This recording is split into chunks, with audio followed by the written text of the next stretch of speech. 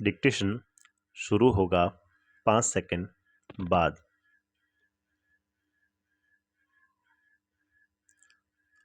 उगते सूरज की निथरी कोमल धूप राजस्थान में रह गई विराम। मालवा लगा तो आसमान बादलों से छाया हुआ था विराम। काले भूरे बादल विराम। थोड़ी देर में लगने लगा कि चौमासा अभी गया नहीं है विराम। जहाँ जहाँ भी पानी भरा हुआ रह सकता था लबालब भरा हुआ था। मटमैला बरसाती पानी विराम। जितने भी छोटे मोटे नदी नाले दिख रहे थे सब बह रहे थे विराम। इससे ज़्यादा पानी अब यह धरती सोख के रख नहीं सकती थी विराम।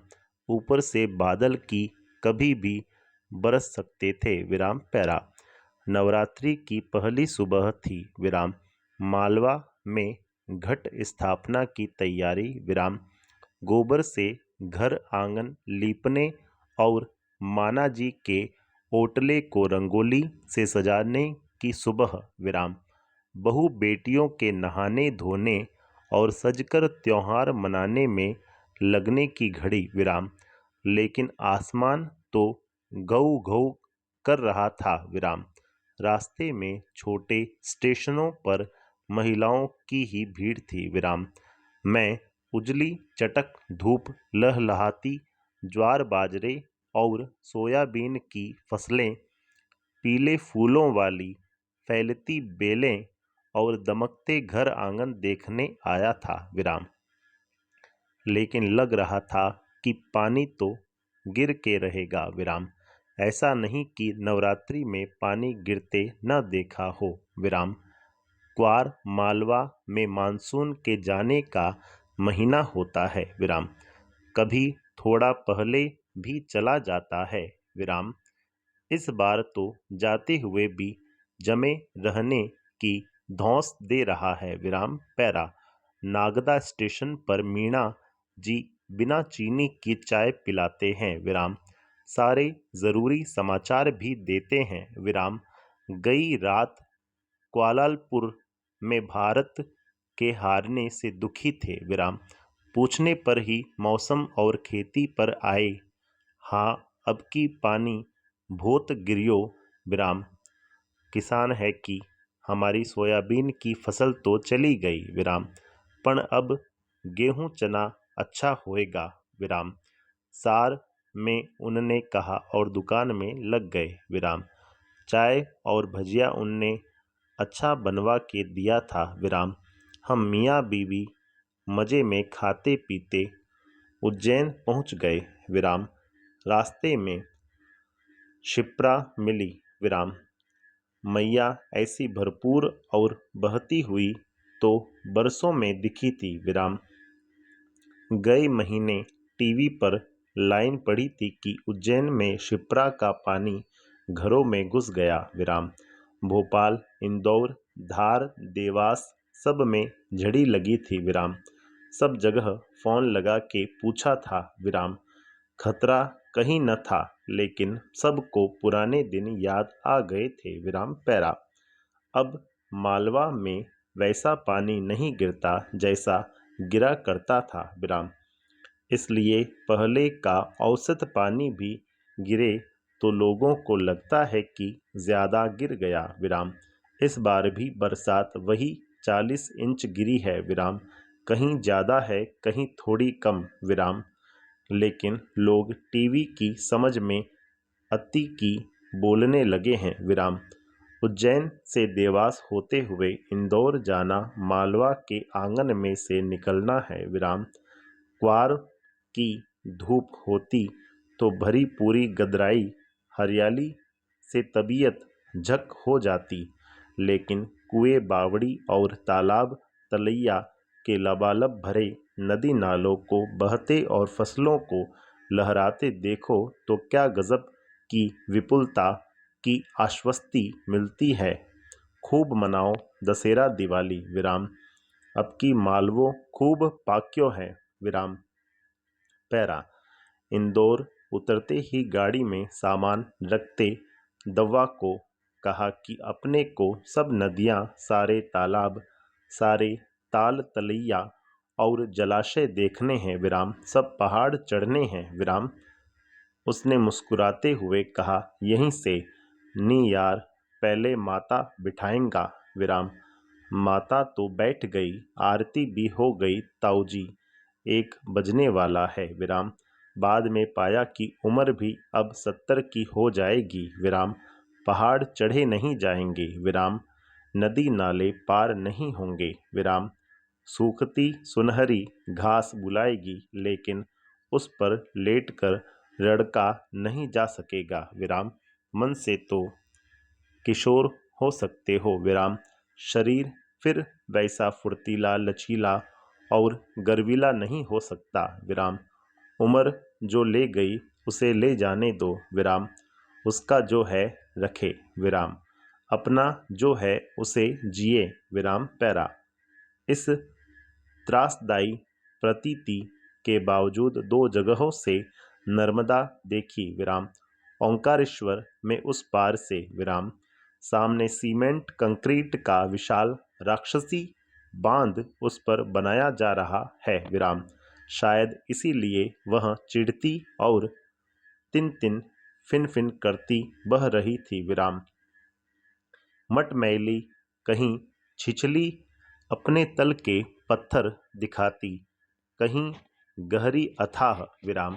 वे बड़ी बड़ी नावें वहाँ नहीं थी विराम, शायद पूर में बहने से बचाकर कहीं रख दी गई थीं विराम।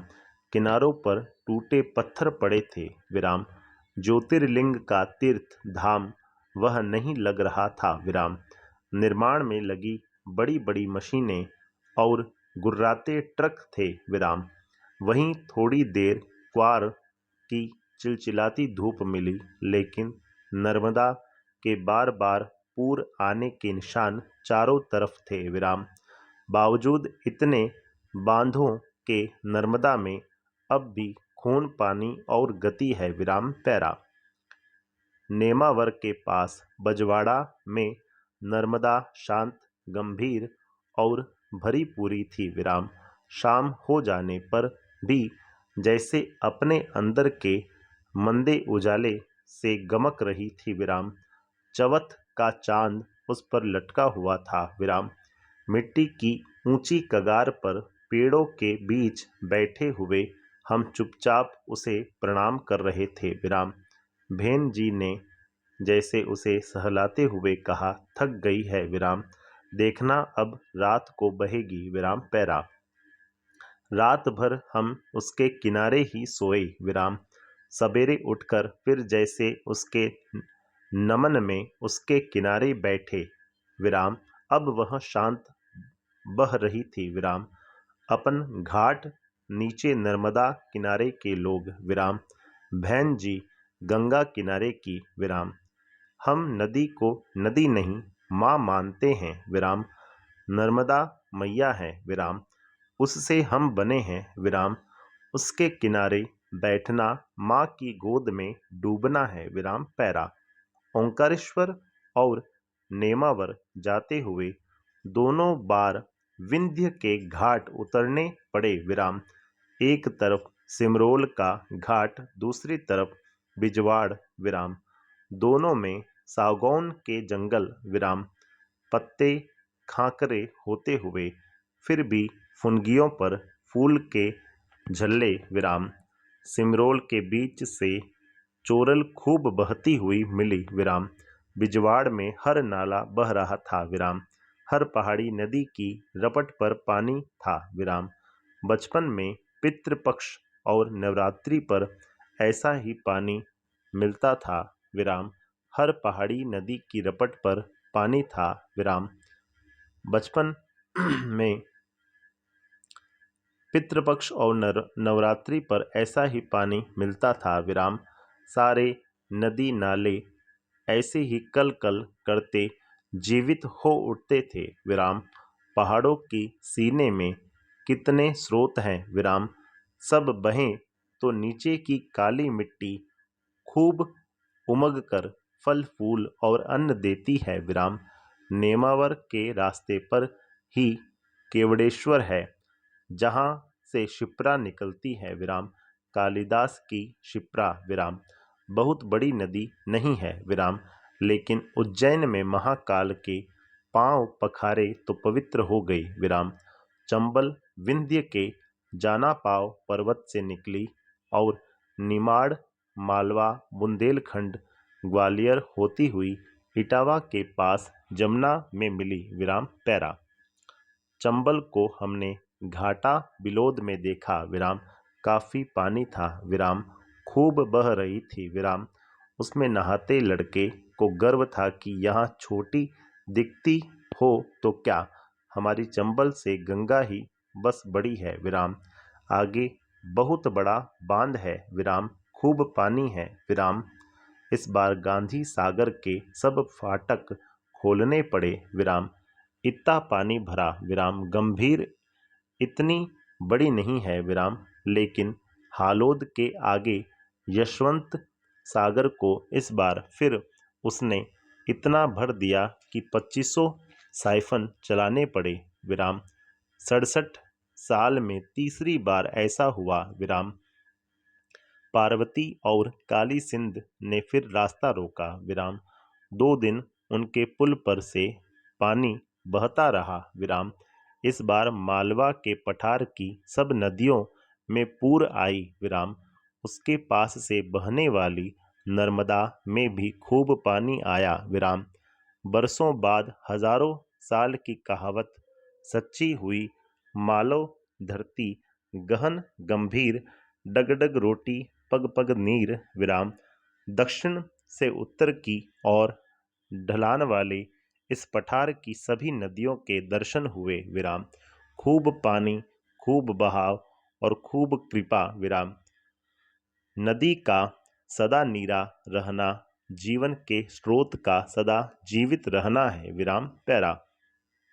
नदियों के बाद नंबर था तालाबों का विराम।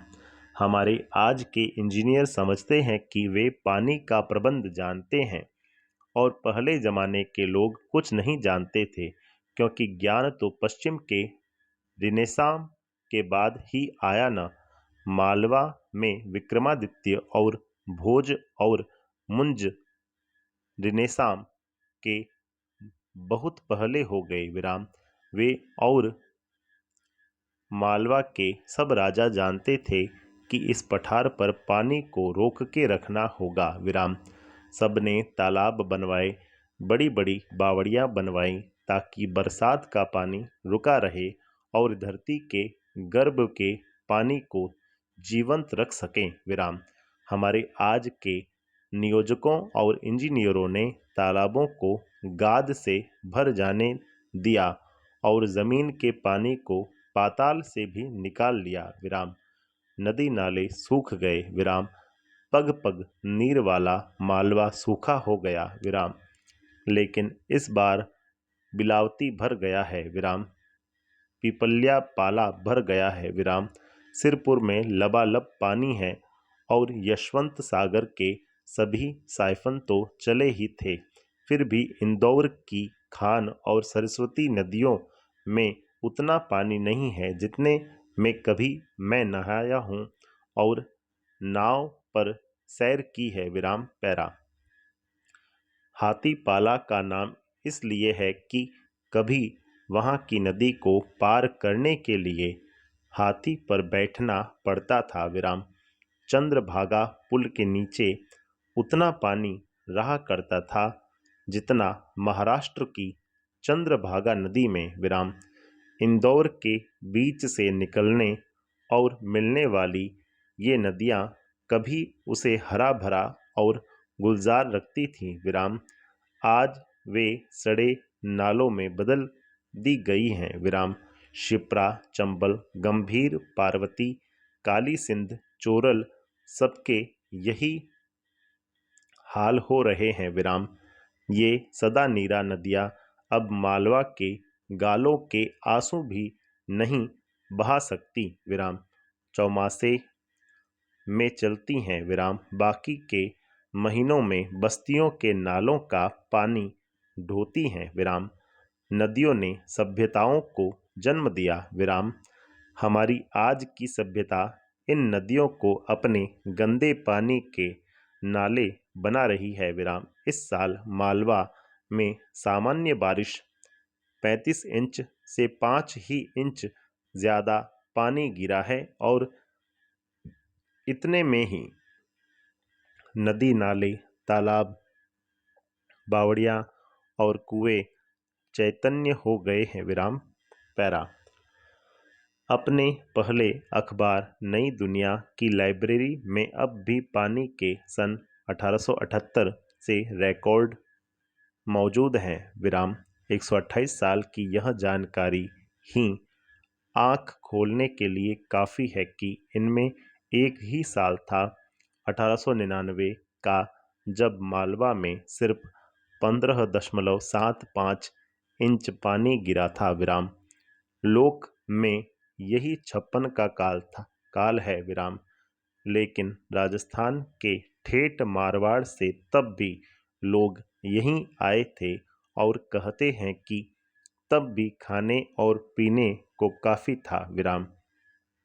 इन 128 सालों में एक ही साल अतिवृष्टि का था विराम। सन 1973 में 77 इंच पानी गिरा था विराम। तब भी यशवंत सागर, बिलावली, सिरपुर और पिपल्या पाला टूटकर बहे नहीं थे। 28 इंच से कम बारिश हो तो वह सूखे का साल होता है विराम। लेकिन ऐसे साल ज़्यादा नहीं है विराम। 56 के काल ने देश भर में हाय हाय मचाई हो, लेकिन मालवा में लोग न प्यासे मरे न भूखे, क्योंकि उसके पहले के साल खूब पानी था और बाद के साल में भी विराम। अपने नदी नाले तालाब संभाल के रखो तो दुष्काल का साल मज़े में निकल जाता है विराम। लेकिन हम जिसे विकास की औद्योगिक सभ्यता कहते हैं वह उजाड़ की अपसभ्यता है विराम। पैरा नई दुनिया की ही लाइब्रेरी में कमलेश सेन और अशोक जोशी ने धरती के वातावरण को गर्म करने वाली इस खाऊ उजाड़ू सभ्यता की जो कतरने निकाल रखी हैं, वे बताने को काफ़ी है कि मानव धरती गहन गंभीर क्यों नहीं है और क्यों यहाँ डग डग रोटी और पग पग नीर नहीं है विराम। क्यों हमारे समुद्रों का पानी गर्म हो रहा है, क्यों हमारी धरती के ध्रुवों पर जमी बर्फ पिघल रही है, क्यों हमारे मौसमों का चक्र बिगड़ रहा है, क्यों लद्दाख में बर्फ के बजाय पानी गिरा और क्यों बाड़मेर में गांव डूब गए, क्यों यूरोप और अमेरिका में इतनी गर्मी पड़ रही है, क्योंकि वातावरण को गर्म करने वाली कार्बन डाइऑक्साइड गैसों ने मिलकर धरती के तापमान को 3 डिग्री सेल्सियस बढ़ा दिया है विराम। ये गैसें सबसे ज़्यादा अमेरिका और फिर यूरोप के विकसित देशों से निकलती हैं विराम। अमेरिका इन्हें रोकने को तैयार नहीं है विराम। वह नहीं मानता कि धरती के वातावरण के गर्म होने से सब गड़बड़ी हो रही है विराम। अमेरिका की घोषणा है कि वह अपनी खाऊ उजाड़ू जीवन पद्धति पर कोई समझौता नहीं करेगा विराम। लेकिन हम अपने मालवा की गहन गंभीर और पग पग नीर की डग डग रोटी देने वाली धरती को उजाड़ने में लगे हुए हैं विराम। हम अपनी जीवन पद्धति को क्या समझते हैं? संपूर्ण विराम।